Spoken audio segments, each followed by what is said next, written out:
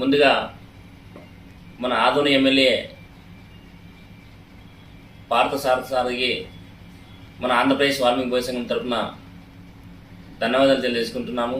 ఎందుకంటే మన ఆంధ్రప్రదేశ్ ఉన్నటువంటి వాల్మీకి బోయల గురించి ఈరోజు అసెంబ్లీలో మాట్లాడడం మనకు చాలా సంతోషకరమైన విషయం. కాబట్టి ఇదే విధంగా ఈరోజు చాలామంది ఎమ్మెల్యే గారికి అందరూ కూడా మన ఆంధ్రప్రదేశ్ వాల్మీకి బోయ సంఘం కర్నూలు జిల్లా టీం అందరూ కూడా కలిసి పలు ఎమ్మెల్యేలు కలిసి ఈరోజు మెమరాండం ఇవ్వడం జరిగింది. వాళ్ళు కూడా ఇదే తరహాలో కూడా మన వాల్మీకి బోయలను ఎస్టీలు చేర్పించే విధంగా అసెంబ్లీలో గళం ఇప్పి మన వాల్మీకి బోయ జాతికి రుణపడి ఉండాలని చెప్పేసి వాళ్ళందరూ కూడా మెమరాండం ఇవ్వడం జరిగింది. దాదాపు 20 మంది ఎమ్మెల్యేలకు ఈరోజు అసెంబ్లీ బయట ఈరోజు మెమరాండం ఇవ్వడం జరిగింది. కావున వాళ్ళు కూడా రేపు 17వ తేదీన కేబినెట్ సమావేశంలో కొన్ని తీర్మానం చేపట్టడం జరుగుతుంది. కాబట్టి ఆ విషయం పైన మన ఆంధ్రప్రదేశ్లో ఉన్నటువంటి వాల్మీకి బోయలను ఎస్టీలో చేర్పించే విధంగా కేంద్రానికి సిఫారసు చేసే విధంగా 17వ తేదీన మన ఎస్టీ అంశం పైన కూడా వాళ్ళు కూడా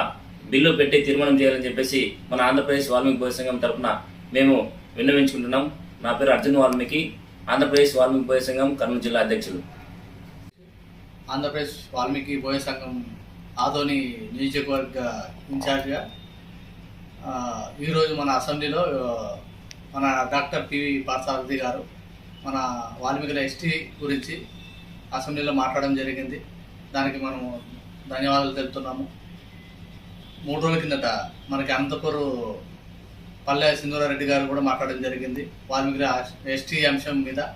తర్వాత నిన్న తెలంగాణలో మనకి డికే అరుణ గారు పార్లమెంట్లో మనకు వాల్మీకి ఎస్టీ అంశం మీద పార్లమెంట్లో మన అంశం మీద వాళ్ళు కూడా మాట్లాడడం జరిగింది.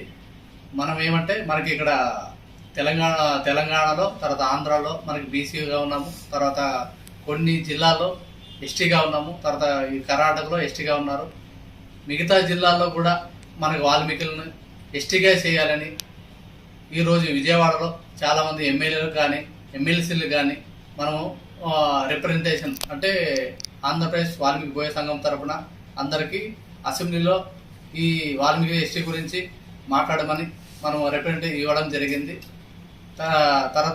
తర్వాత మనకి వాళ్ళు ఎస్టీ అంశం మాట్లాడలేకపోతే తర్వాత మనం నెక్స్ట్ ముందు కార్యాచరణ మనం నెక్స్ట్ అసెంబ్లీ ముట్టడానికి కూడా సిద్ధంగా ఉన్నాం.